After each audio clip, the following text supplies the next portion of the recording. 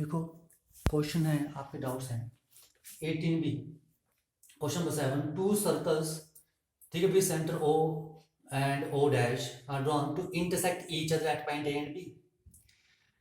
Center O, center of one circle lies on the, ठीक है, centre जो है आपके पास एक जो सेंटर है, centre O of one circle, this is O of one circle lies on the circumference of other circle, ठीक है। एंड सी डी, जो आपके पास सी डी है, this is C D is drawn tangent to a circle with centre O dash. ये जो O dash वाला circle है, इस पे ये टेंजेंट है, then to that O A bisect angle B A C, ठीक है। आपको क्या प्रूव करना है, जो ओ ए है वो बाइसेक्ट कर रहा है angle B A C, that is क्या प्रूव करना है, ओ ए बी ए सी को बाइसेक्ट कर रहा है, यानी कि आपने प्रूफ करना angle C A O, angle C A O is equal to C A O is equal to O A B, O A B, ठीक है। यानी कि आप मान लो सिंपल वे में, दिस इज एंगल 1 और ये आ गया एंगल 2, ठीक है। तो आपने यहाँ पर क्या प्रूफ करना है, that is angle 1 is equal to angle 2 proof करना है। आ जाओ प्रूफ में, ठीक है। देखो अब आपके पास ये बड़ा सर्कल दिया है, ठीक है। अब यहाँ पे एक टेंजेंट दी है, तो आपने प्रॉपर्टीज देखनी, कौन कौन सी प्रॉपर्टी आप यूज कर सकते हो, ठीक है। तो यहाँ पर देखो आपके पास क्या प्रॉपर्टी यूज हो रही है, ये सर्कल है बड़ा बड़ा, ठीक है, ये सर्कल बन रहा है और ये आपके पास टेंजेंट आ रही है कोई, ये बड़ा circle with centre O dash और ये एक टेंजेंट आ रही है, ओके, ठीक है। और आपके पास ओ ए जो है एक कोड है, ठीक है, ऐसे ये ओ ए आपके पास एक कोड है, ठीक है। तो देखो यहाँ पर एक बी एंगल बन रहा है, कहीं यहाँ पर बन रहा है, ये ऐसे करके एंगल बन रहा है बी, तो ये एंगल और ये एंगल आपस में इक्वल होंगे, ठीक है। लेट दिस एंगल इज 3, तो यहां पर क्या आ जाएगा आपके पास, angle 1 is equal to angle 3, ठीक है। रीजन क्या आ जाएगा, ठीक है, जो रीजन एंगल बिटवीन कोड एंड टेंजेंट, ठीक है, is equal to the angle in alternate segment, ठीक है। ये आ गया इसका रीजन, ठीक है। आ जाओ अब एक चीज और देखो यहां पर कि जो आपके पास सर्कल है, सर्कल विद सेंटर ओ, मैं उस सर्कल की बात कर रहा हूं, ठीक है। देखो आपने एंगल 1 3 के इक्वल कर दिया है, लेकिन आपको 1 2 के इक्वल करना है, ठीक है। यानी कि हम 2 और 3 भी इक्वल करते हैं तो ये आपस में इक्वल हो जाएंगे, ठीक है। तो देखो आपके पास जो सर्कल है, ये भी सेंटर हो, ये जिसका सेंटर ओ है, ठीक है, उसमें एक चीज देखो, सेंटर ओ से ये ऐसे मिल रहा है, ए ओ और ये बी, ये ऐसे है। तो O A and O B are radius, O A is equal to O B, क्या है, रेडियस है सर्कल के। अगर ये रेडियस है तो इनके opposite angle, that is angle 2 is equal to angle O A के opposite angle 3 is equal to angle 2 होगा, ठीक है। Angles opposite to equal sides are equal, ठीक है, वो क्या होते हैं आपस में इक्वल, लिख सकते हैं this is first and this is second, ठीक है। तो देखो from first and second angle 1 3 के इक्वल है और 3 2 के इक्वल है, तो यहां से हम लिख सकते हैं angle 1 is equal to angle 2, angle 1 3 के इक्वल और 3 2 के इक्वल, 3 की जगह मैं 2 सब्स्टिट्यूट कर दिया, तो ये क्या आ गया मेरे पास, from 1 and 2 angle 1 is equal to angle 2, और यही आपने प्रूव करना था, एंगल 1 और एंगल 2 क्या है, बराबर। तो यहां से हम लिखते हैं that implies O A bisect angle B A C, hence proved, यही आपने यहां पर प्रूव करना था। देखो नेक्स्ट क्वेश्चन आपके पास 18B का question number 9, in a cyclic quadrilateral A B C D, आपके पास एक साइक्लिक क्वाड्रिलेटर दी है ए बी सी डी। तो पहले तो सबसे पहले एक साइक्लिक क्वाड्रिलेटर ड्रॉ कर लो। ये क्या बड़ा सर्कल सर्कल सर्कल ड्रॉ कर लो। ठीक है, ए बी सी डी आपके पास कोई साइक्लिक क्वाड्रिलेटरल है। ठीक है,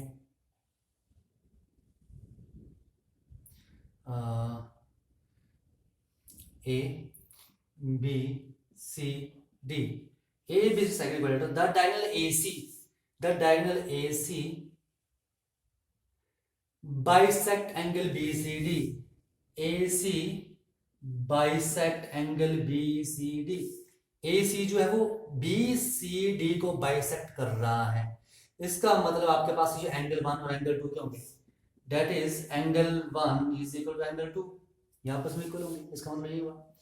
then prove that diagonal B D, जो डायगोनल बीडी है, this diagonal, prove that diagonal B D is parallel to the tangent to the circle at point A. जो ए पॉइंट पर circle पर टेंजेंट होगी, ठीक है, जो ए पॉइंट पर सर्कल पर टेंजेंट होगी उसके ये पैरेलल होगी। ठीक है, let this point is P and Q. यानी कि आपको प्रूफ क्या करना है इसमें, जो टेंजेंट है P Q is parallel to diagonal B D, ये आपको इनमें पैरेलल में प्रूफ करना है। देखो कभी भी दो लाइंस को पैरेलल प्रूफ करना है, या तो हम क्या करते हैं, कॉरस्पॉन्डिंग एंगल्स इक्वल कर देते हैं या अल्टरनेट एंगल्स इक्वल कर देते हैं। देखो अगर दो लाइंस, ठीक है, को कोई लाइन इंटरसेक्ट कर रही है, ठीक है, तो आपके पास जो अल्टरनेट पेयर बन रहे हैं, दिस इज अल्टरनेट पेयर। ठीक है, अगर ये दोनों मैं इक्वल प्रूफ कर दूं, एंगल 1 एंड एंगल 2, अगर एंगल 1 और एंगल 2 इक्वल हैं तो मैं बोलूंगा ये दो लाइंस के हैं पैरेलल। ठीक है, अगर आपके पास मान लो ये एक लाइन है, ये एक लाइन है, ये कोई लाइन कट कर रही है, ठीक है, तो ये भी आपके पास अल्टरनेट पेयर है। ठीक है, एंगल 3 और एंगल 4 भी अल्टरनेट पेयर है, लेकिन यहाँ मैंने नहीं बोला कि ये एंगल इक्वल है।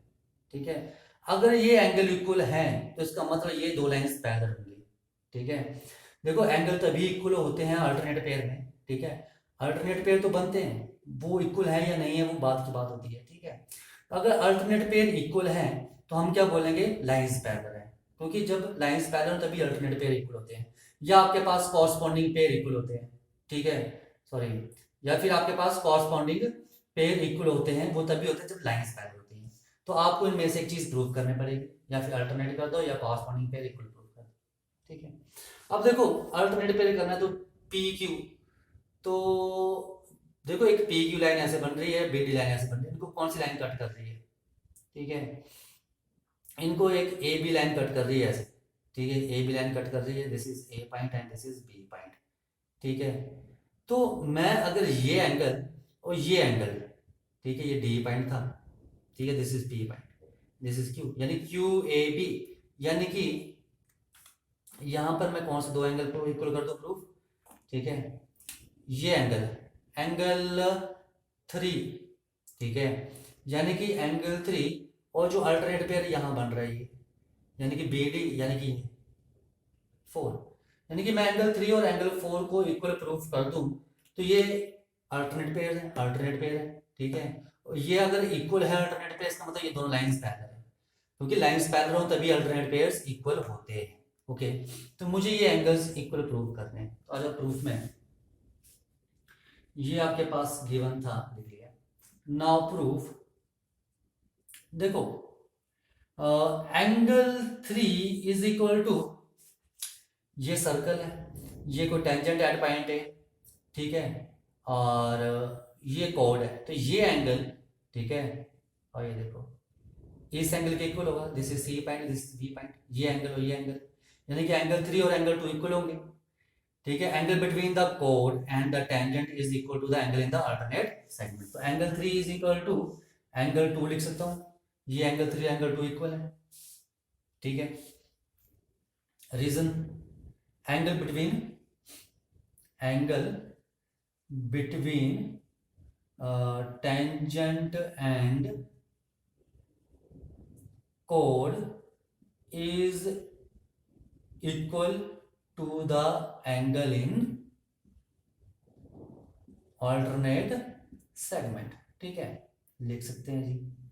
नाउ नंबर 2, अब देखो एंगल 3 2 के इक्वल, आपको 2 4 के इक्वल करना है, लेकिन 4 किसके इक्वल है?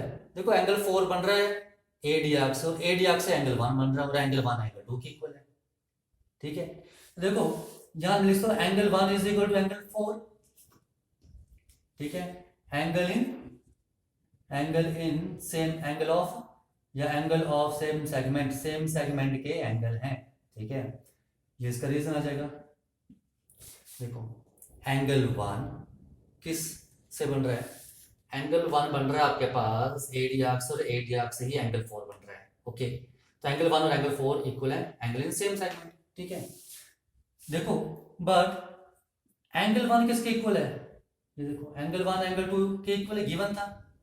ठीक है, तो मैं यहां लिख सकता हूं कि angle 2 is equal to angle 4, therefore इन दोनों से एंगल 1 4 के इक्वल, एंगल 1 2 के इक्वल, एंगल 2 और 4 इक्वल हो गए।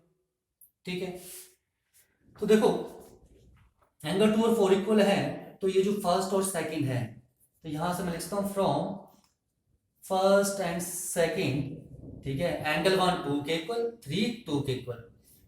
ठीक है, तो sorry angle 2 is equal to angle 4, तो 2 की जगह 4 लिख दूं यहाँ, तो क्या आ जाएगा? Angle 3 is equal to angle 4। Angle 3 और एंगल 4 क्या है? इक्वल। ठीक है, तो मैं यहां से लिख सकता हूं दैट इंप्लाइज, ठीक है, ये क्या बन रहा है आपके पास? ऑल्टरनेट एंगल बन रहे हैं।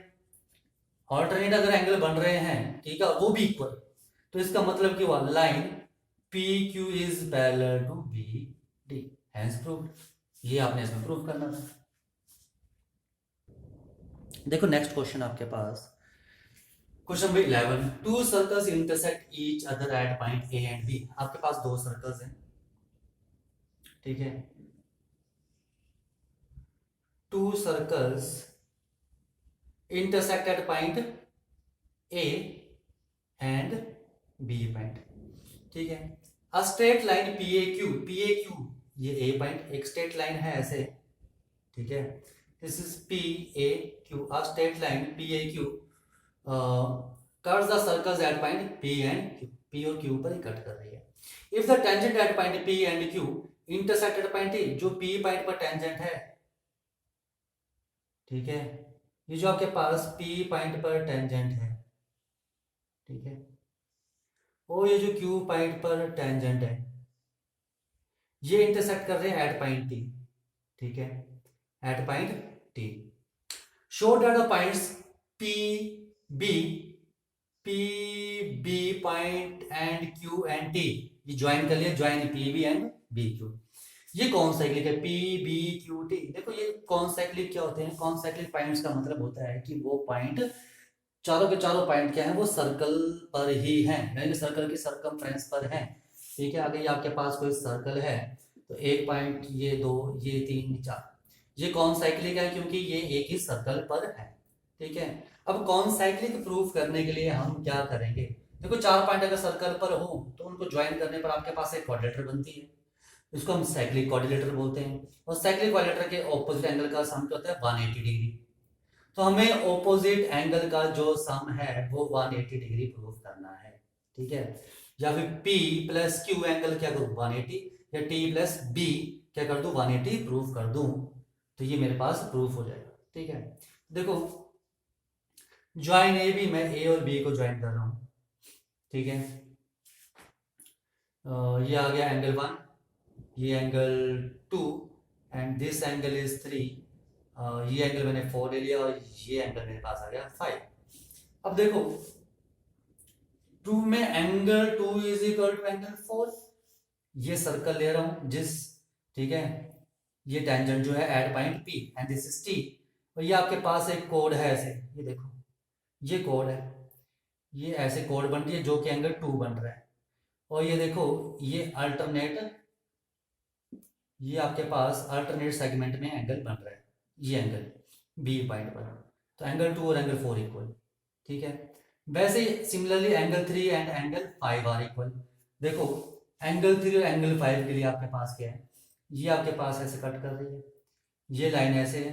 ठीक है, this is A point, Q point, and this is T point, and ये आपके पास आ गया बी पॉइंट। तो ये एंगल 5 और ये एंगल है आपके पास 3।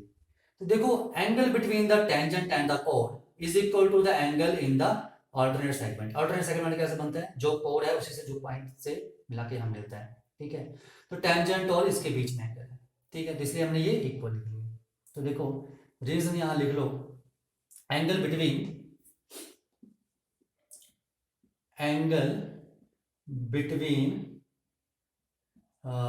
टेंजेंट एंड कोड, ठीक है, इज इक्वल टू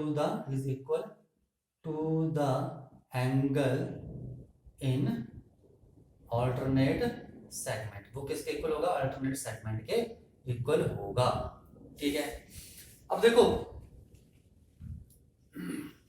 तो आप मैं यहाँ 1 + 4 + 5 अगर 180 प्रूफ कर दूं, यानी कि angle T plus angle B, angle T के आपके पास एंगल 1 और एंगल बी के आपके पास 4 + 5, अगर ये 180 डिग्री प्रूफ हो गया तो मैं बोल दूंगा अपोजिट एंगल का सम 180 डिग्री है, इसलिए ये क्या है, ठीक है, पॉइंट्स क्या है, कॉन्साइक्लिक, ठीक है।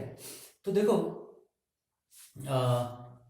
इन triangle P T Q angle 1 + angle 2 + angle 3 is equal to 180 degree, angle sum property, ये एंगल सम प्रॉपर्टी आपके पास, ठीक है, ऑफ ट्रायंगल। तो देखो एंगल 1 + एंगल 2 कितना आ गया, +3 एंड 180 डिग्री, ठीक है। आपको एंगल 1 चाहिए तो एंगल 1, ठीक है, और ठीक है।